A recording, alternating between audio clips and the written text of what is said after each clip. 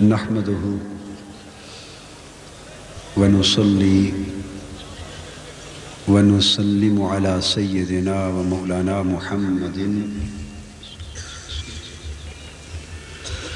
رسوله النبي الأمين المكين الحنين الكريم الرؤوف الرحيم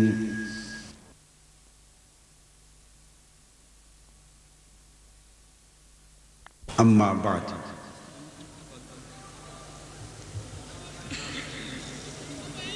فأعوذ بالله من الشيطان الرجيم بسم الله الرحمن الرحيم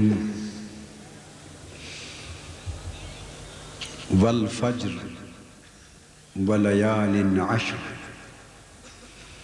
والشفع والوتر والليل إذا يسر هل في ذلك قسم لذي حجر صدق اللہ مولانا العظیم۔ حضرت صاحبزادہ والا شان لخت جگر قدوۃ الاولیاء حضرت سید محمود محی الدین الگیلانی دامت برکاتکم،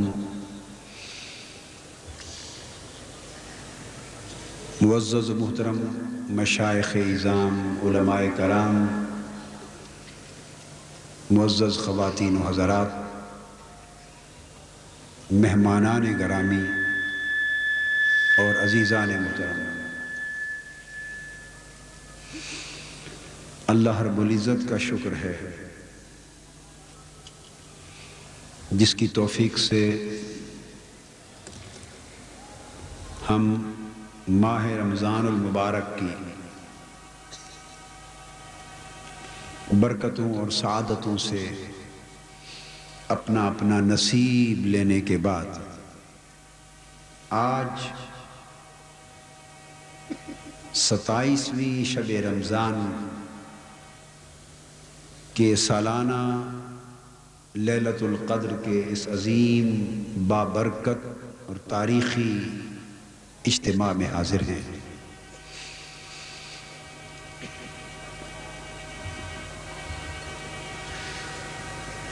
جہاں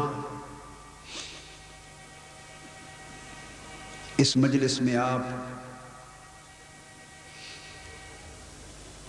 ہزاروں لاکھوں افراد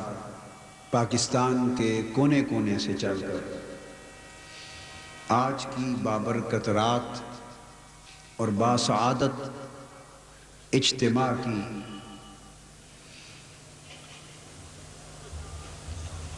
نعمتیں،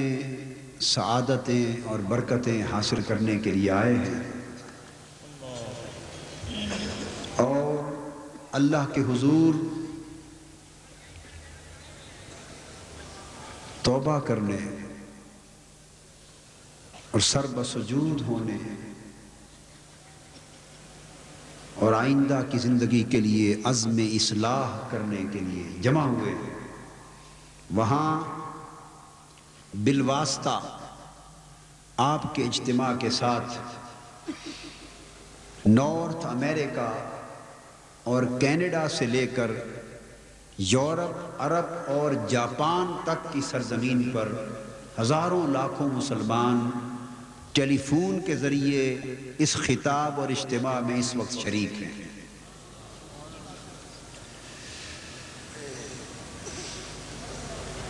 گویا یہ اجتماع ظاہراً بھی اور باطناً بھی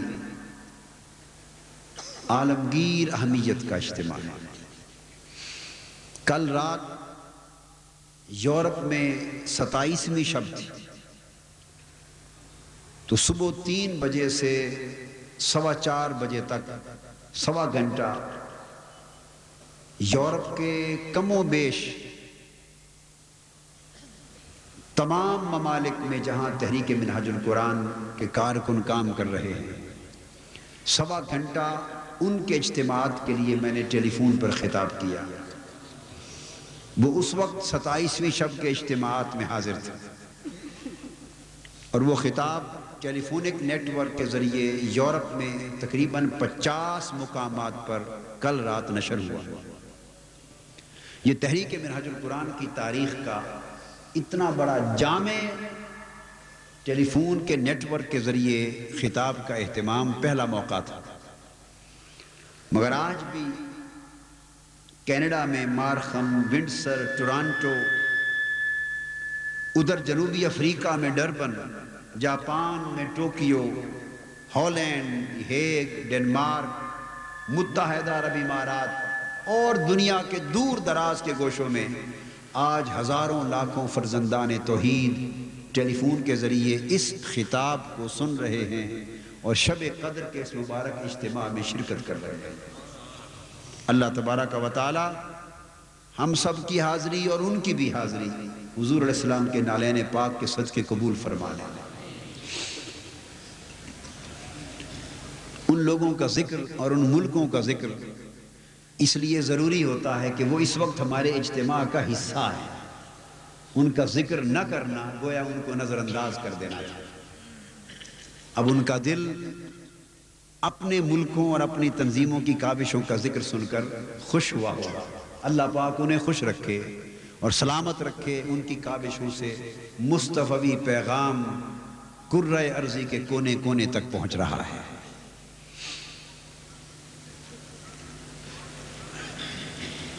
آج رات کے خطاب کے لیے میں نے 30ویں پارے کی سورہ الفجر کی پہلی 5 آیتوں کی تلاوت کی، مگر اللہ رب العزت کو منظور ہوا تو بیان انشاءاللہ تعالی پوری سورت کے مضمون کا ہوگا۔ اللہ پاک نے قسم کھائی، فرمایا اس صبح کی قسم جس سے ظلمت شب چھٹ گئی، والفجر، اس فجر کی قسم جس سے ظلمت شب چھٹ گئی، ولیال عشر، اور 10 مبارک راتوں کی قسم۔ اللہ پاک نے چند قسمیں کھائیں، پھر فرمایا والشفع والوتر، اور جفت کی قسم اور طاق کی قسم، واللیل اذا یسر، اور اس رات کی قسم جب وہ گزر چلے،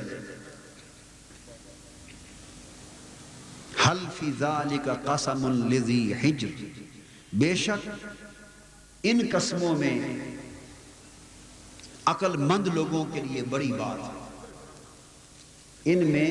عقل مندوں کے لیے بڑی قسم ہے۔ اس کے بعد قرآن مجید اگلے مضمون کا بیان شروع کرتا ہے۔ قبل اس کے کہ ہم اس مضمون کی طرف آئیں، ضروری ہے کہ کچھ بیان ان قسموں کا ہو جائے۔ اللہ جل مجدہ نے پہلی قسم کھائی والفجر، فجر کی قسم۔ مفسرین نے اس کے کئی معانی مراد لیے۔ بالعموم تو فجر سے مراد ہر روز کی صبح بھی لیا گیا، اور اس سے مراد نماز فجر بھی لی گئی کہ نماز فجر کی قسم، ایک معنی یہ بھی لیا گیا۔ بعضوں نے بطور خاص ماہ ذی الحج کی پہلی صبح مراد لی، بعضوں نے یکم محرم الحرام کی صبح مراد لی کہ اس کی قسم کھائی گئی، بعضوں نے عید الاضحیٰ کی صبح مراد لی۔ یہ بہت سے معنی ہیں، بہت سے مفاہیم اور مرادیں، مگر سوال یہ ہے کہ فجر کی نماز مراد لی جائے یا دیگر خصوصی دنوں کی صبحیں، مگر سوال یہ ہے کہ ان صبحوں کو قسم کے لائق کس نے بنایا؟ وہ کون سی اصل فجر ہے جس نے ہر فجر کو لائق قسم بنا دیا؟ جب اس پر توجہ کرتے ہیں تو ایک بات سمجھ میں آتی ہے کہ اس کے مان بعد راتوں کی قسم کھائی۔ فجر اور لیل، صبح اور رات کا ایک تعلق ہوتا ہے۔ جب رات چھائی ہوتی ہے ہر سو اندھیرا ہوتا ہے، ظلمت اور تاریک ہر شے کو اپنے سائے میں چھپا لیتی ہے، کسی کو کچھ نہیں سوچتا، اس ظلمت شب میں کسی کو کچھ دکھائی نہیں دیتا، گٹا ٹوپ اندھیرا ہوتا ہے ہر سو۔ اچانک رب ذوالجلال کا فیصلہ ہوتا ہے کہ اب رات کی تاریکی کو ختم کیا جائے، تو اس ظلمت شب کے سینے سے اللہ پاک اپنے نور کو فجر کی صورت میں پھوٹتا ہے۔ فجر پھوٹتی اور فجر کے پھوٹنے سے مطلع عالم پر روشنی کا ظہور ہوتا ہے، رات چھٹنے لگتی، اندھیرا ختم ہونے لگتا ہے اور جہان والوں کو روشنی اور اجالا نصیب ہوتا ہے۔ اللہ رب العزت نے فرمایا والفجر، قسم ہے اس فجر کی جس نے شب عالم کی ظلمت کو چھاٹ دیا اور شب عالم کی تاریکی کو ختم کر دیا۔ یہ فجر وجود مصطفیٰ تھی، یہ فجر حضور علیہ السلام کی ذات گرامی تھی، یہ فجر آپ کی مبارک ہستی تھی جس کو رب کائنات نے اس ظلمت عالم میں بھیجا جب ہر سو اندھیرا تھا، کفر کا اندھیرا تھا، شرک کا اندھیرا تھا، جہالت اور گمراہی کا اندھیرا تھا، ظلم کا اندھیرا تھا، بے شعوری کا اندھیرا تھا، انسان کو کچھ دکھائی نہ دے رہا تھا، انسان کو کچھ نظر نہ آ رہا تھا، نہ اسے اپنی منزل کی خبر تھی، نہ اپنے مبدا کی خبر تھی، نہ منتہا کی خبر تھی، نہ اسے اپنی حقیقت معلوم تھی، نہ اپنے خالق کی حقیقت معلوم تھی۔ وہ اپنے ہاتھوں سے تراشے ہوئے بتوں کے سامنے جبین نیاز جھکاتا تھا، وہ معصوم بچیوں کو زندہ درگور کرتا تھا، وحدت قدہ ابراہیمی میں بت پرستی کرتا تھا، اس نے زمین پر ظلم کا بازار گرم کر رکھا تھا، شرق سے غرب تک ایک تاریک رات تھی جو چھائی ہوئی تھی، ایک ظلمت تھی، ایک اندھیرا تھا اور دنیا کو کچھ سوجھ نہ رہا تھا۔ اندری حال اللہ رب العزت کی رحمت کو جوش آیا، اس نے اپنے نور کو ایک پیکر محسوس کی شکل میں دنیا میں بھیجا، اس نے اپنے حسن کو ایک پیکر محسوس کی شکل میں دنیا میں بھیجا اور اس وجود میں اپنے نور کا چراغ جلا کر،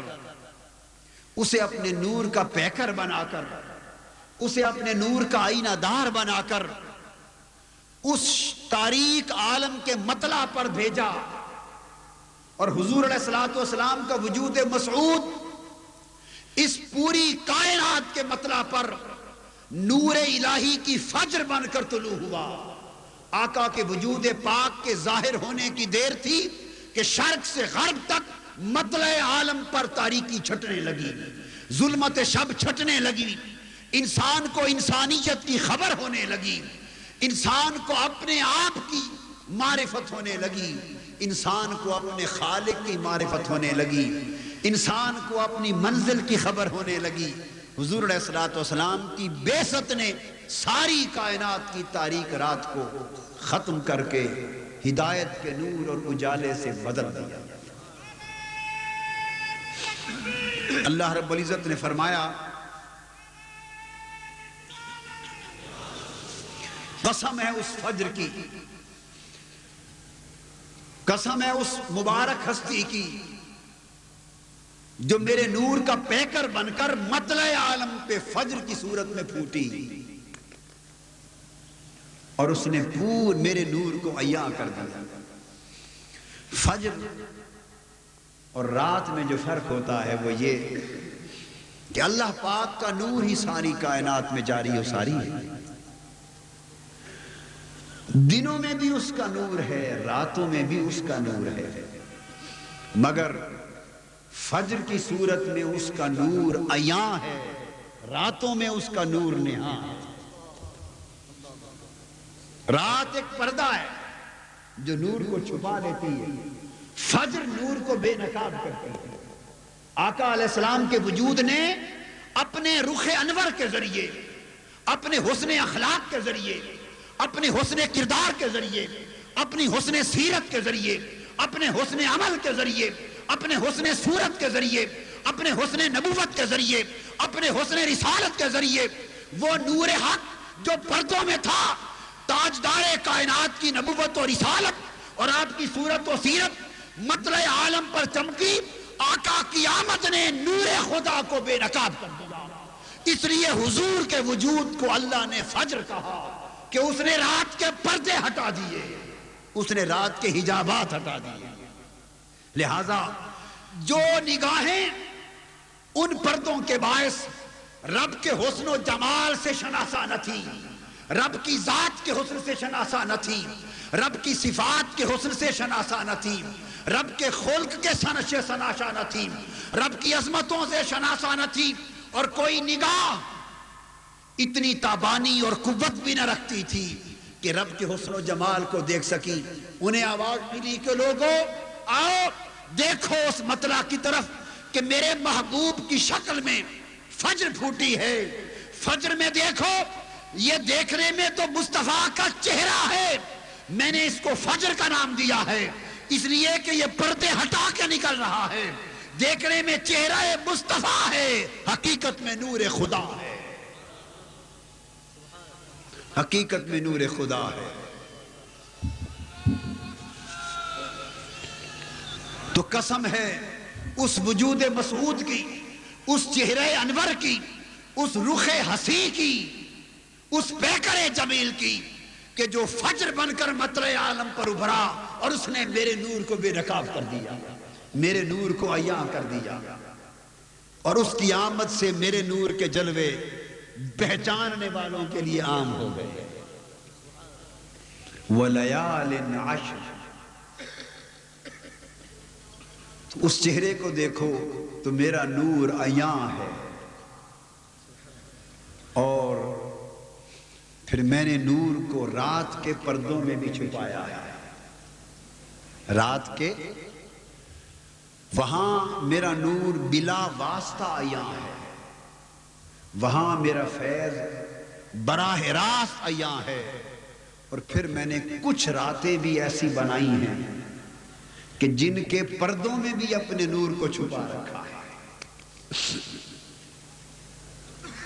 اور دونوں کا تعلق یہ ہے کہ اس فجر پر بھی جبرائیل اترتے تھے، اور ان راتوں کے پردوں میں جن میں میرا نور نہاں ہے ان راتوں میں بھی جبرائیل اترتے تھے، اس فجر پر بھی فرشتے آتے تھے، اور ان راتوں میں جن میں میرا نور نہاں ہے ان راتوں میں بھی فرشتے آتے تھے۔ قسم ہے 10 راتوں کی، اور وہ 10 راتیں رمضان المبارک کے آخری عشرے کی، یہ 10 راتیں، اور ان 10 راتوں کی عظمت یہ ہے کہ انہیں اللہ کے نور کے ساتھ نسبت ہے۔ فرمایا کہ اگر تم نے میرے نور کو عیاں دیکھنا ہو تو چہرے مصطفیٰ کو دیکھو، اور میرے نور کو نہاں دیکھنا ہو تو ماہ رمضان کی آخری 10 راتوں کے پردوں میں تلاش کرو۔ ماہ رمضان کی آخری 10 راتوں کے پردوں میں میرا نور نہاں ہے، میرا نور چھپا ہے۔ اسی کو فرمایا ان 10 راتوں میں چھپا ہے، رات کے پردوں میں چھپایا ہے۔ چھپایا اس لیے ہے کہ کچھ لوگوں کو تلاش سے دیتا ہوں، کچھ لوگوں کو جو تلاش سے دیتا ہوں وہ راہ انابت سے پاتے ہیں، اور کچھ لوگوں کو بغیر تلاش کے عطا کرتا ہوں وہ راہ اجابت سے پاتے ہیں۔ جن کو راہ اجابت سے دیتا ہوں ان کی نسبت اس چہرہ فجر کے ساتھ کرتا ہوں، انہیں بارگاہ مصطفیٰ سے فیض ملتا ہے۔ اور کچھ لوگ جو اس چہرے پر نگاہ نہیں ڈال سکتے اور وہاں سے راہ اجابت کا فیض نہیں پاتے، انہیں تلاش پہ لگا دیتا ہوں کہ آؤ میرے نور کو تلاش کرنے والوں، ان 10 راتوں کے پردوں میں بھی میرا حسن ہے، میرا نور ہے، نہاں ہے۔ اور یہ جو 10 راتیں ان کی خوبی یہ ہے والشفع والوتر،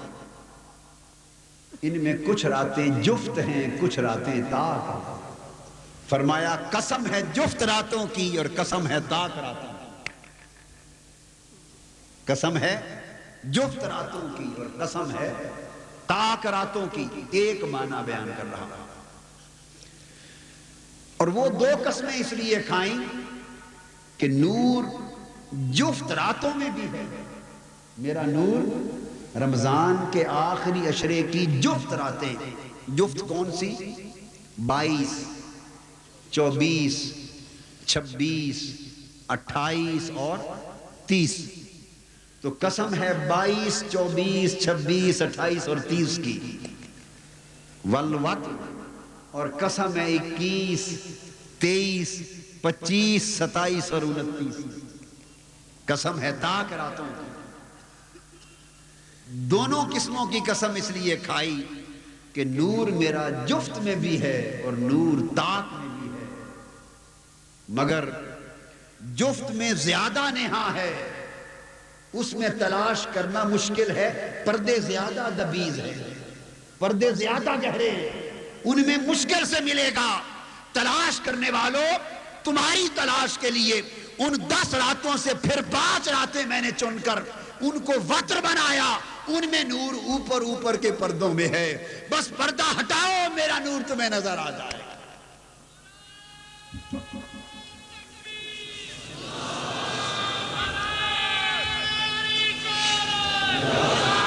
یہ جو راتیں یہ جو جفت و طاق راتیں جن کے پردوں میں خدا کا نور نہاں ہے، ان کی نسبت بھی اس ذات فجر سے ہے، اور والفجر، فجر کی نسبت بھی اسی ذات سے ہے۔ اس کا چہرہ نکھرتا ہے تو فجر ہو جاتی ہے، اس کی زلفیں آتی ہیں تو لائل بن جاتی ہے، رات ہو جاتی ہے۔ اس کا چہرہ چمکتا ہے تو فجر ہو جاتی ہے، اس کی زلفیں نیچے بکھرتی ہیں تو وہ رات ہو جاتی ہے۔ چہرہ چمکتا ہے تو وہ فجر والضحیٰ بن جاتی ہے۔ اس ضحیٰ کے روشن چہرے پر یا کندھوں پر زلفیں بکھرتی ہیں، لہراتی ہیں، تو وہی زلفیں واللیل اذا سجا بن جاتی ہیں، وہ رات کی اندھیری رات بن جاتی ہیں۔ لہذا ماہ رمضان کی وہ راتیں جن کے تاریک پردے خدا کے نور کو اپنے اندر چھپائے ہوئے ہیں، ان مبارک راتوں کی تاریکی کو نور حق کا فیض مصطفیٰ کی زلفوں سے مل رہا ہے، اور ان کے دلوں کو فیض مصطفیٰ کے چہرے سے مل رہا ہے۔ سو لوگوں، جہاں نور خدا یا پاؤ، جہاں نور خدا جلوہ گر پاؤ، جہاں فیض خدا براہ راست پاؤ، وہ کبھی ضحیٰ ہوگا، کبھی شمس ہوگا، کبھی شمس کا ضحیٰ ہوگا۔ وہ جہاں جہاں خدا کا فیض فجر کے رنگ میں، شمس کے رنگ میں، ضحیٰ کے رنگ میں جہاں جہاں چمک رہا ہے، وہ ہر سو چمک کا فیض مصطفیٰ کے چہرے سے پھوٹ رہا ہے، چونکہ فجر اس کو بنایا ہے، فجر اس کو بنایا ہے، تو فجر میں بھی اسی کی چمک ہے، شمس میں بھی اسی کی چمک ہے، اور ضحیٰ میں بھی اسی کی چمک ہے۔ اور جہاں میرا نور تاریکی کے پردوں میں چھپا ہوگا، وہ تاریکی بھی کتنی بابرکت تاریکی ہے کہ جس کے پردوں میں نور حق ہے، اس تاریکی کو تاریکی کا فیض بھی ملا ہوگا، اسی وجود سے اس کی زلفیں بکھر گئیں تو مبارک راتیں بن گئیں، اس کا چہرہ چمک اٹھا تو فجر و ضحیٰ بن گیا۔ چمک اٹھے ہیں سلاسل، چمک اٹھے ہیں سلاسل، تو جی نے سمجھا ہے، چمک اٹھے ہیں سلاسل، تو جی نے سمجھا ہے کہ اب سحر تیرے رخ پر بکھر گئی ہوگی، اور بجھا ہے روزن زنداں تو دل نے جانا ہے کہ تیری مانگ ستاروں سے بھر گئی ہے۔ جب اس حبیب کی مانگ ستاروں سے بھرتی ہے تو چراغ بجھا دیے جاتے ہیں، جب سحر اس کے چہرے پہ نکھرتی ہے تو زندہ کے سلاسل بھی، زنجیر بھی چمکتی ہے۔ وَلَيَالٍ عَشْرٍ، اور قسم ہے 10 راتوں کی، پھر قسم ہے جفت راتوں کی، اور پھر قسم ہے تاک راتوں کی، اور پھر وَاللَّيْلِ إِذَا يَسْرٍ، اور آگے چلو اللہ پاک نے فرمایا پھر ان تاک راتوں سے میں سے قسم ہے اس رات کی، قسم ہے اس رات کی جس کی تلاش میں ہر کوئی سرگرداں ہے۔ اذا یسر، جب وہ گزر چلے، جب آدھی رات ڈھل جائے، جب 1:30-2 بج جائیں، جب 2:30-3 بج جائیں، جب گزر چلے، اذا یسر، تو قسم ہے اس رات کی جب گزر چلے، کیونکہ جب گزرتی ہے تو فجر کے قریب ہوتی چلی جاتی ہے، فجر کے قریب ہوتی چلی جاتی ہے، تو فرمایا قسم ہے اس رات کی جب گزر چلے، اور یہ رات جس کی آخری قسم کھائی وہ لیلۃ القدر، وہ لیلۃ القدر، اس رات کی قسم جب گزر چلے، اور گزر چلے میں اشارہ یہ دیا کہ پھر ان تاک راتوں میں پھر ایک رات ہے جس کے پردوں میں نور کو چھپا رکھا، اور تمہیں اس رات میں مل جائے گا، اس رات میں مل جائے گا،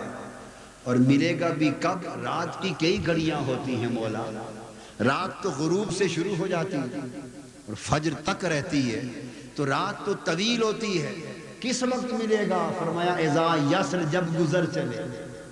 جب ڈھل جائے اور رات کا آخری پہر آ جائے، تو پھر وہ فجر کا اجالا اس کے قریب ہوتی ہے، اس وقت میرے نور کا ظہور بھی آسان ہوتا تھا۔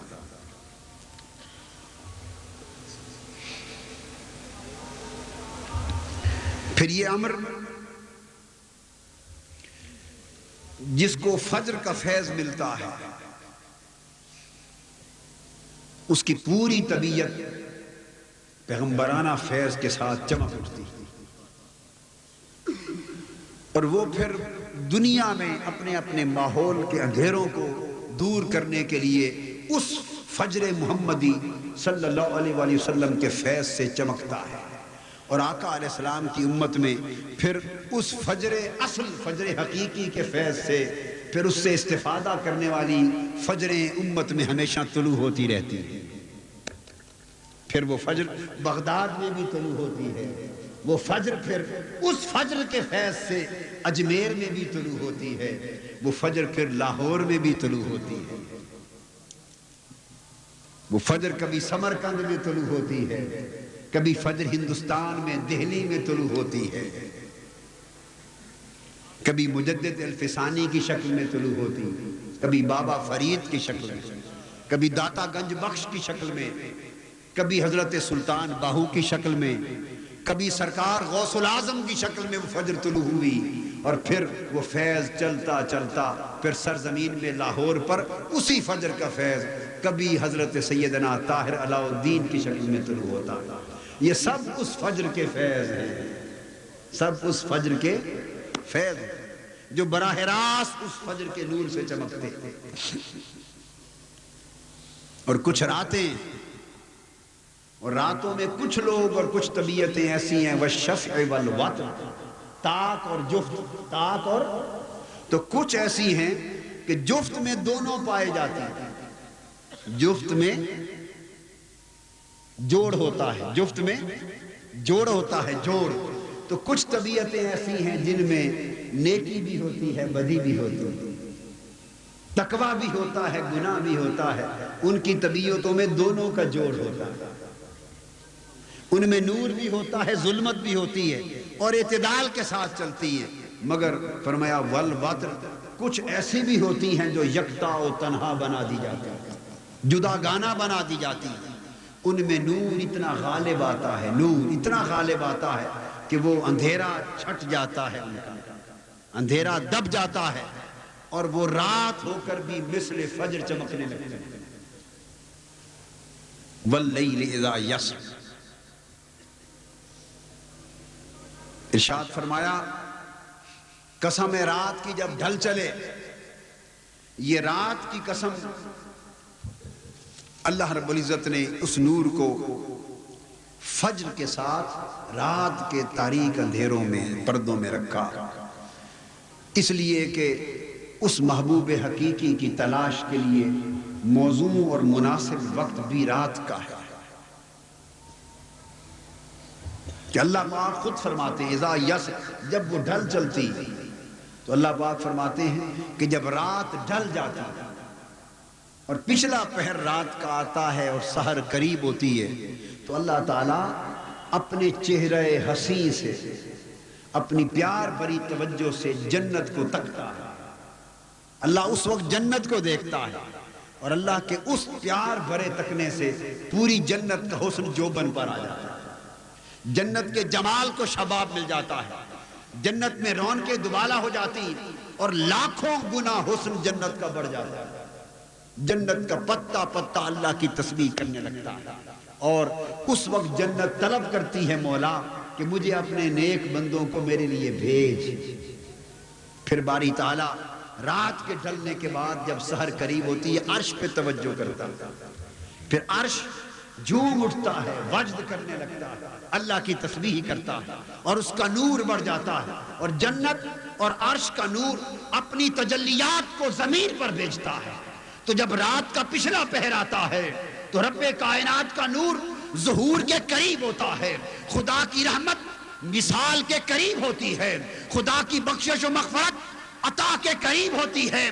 جنت کی نور کی شعاعیں بھی زمین کی طرف ہوتی ہیں، عرش کی شعاعیں بھی زمین کی طرف ہوتی ہیں، سدرۃ المنتہا کی توجہ زمین کی طرف ہوتی ہے، مالائے اعلیٰ کی توجہ زمین کی طرف ہوتی ہے، عالم ملکوت زمین کی طرف جھک جاتا ہے، عالم جبروت زمین کی طرف متوجہ ہوتا ہے، عالم لاہوت زمین کی طرف متوجہ ہوتا ہے. سارے عوالم ان کے انوار، ان کی تجلیات، ان کی برکات، ان کے حسن، ان کے فیض زمین کی طرف جھکے ہوئے ہوتے ہیں. اس کیفیت میں رب کائنات اپنی رحمت کے ساتھ خود بھی زمین کی طرف آسمان دنیا پر اتر آتا ہے.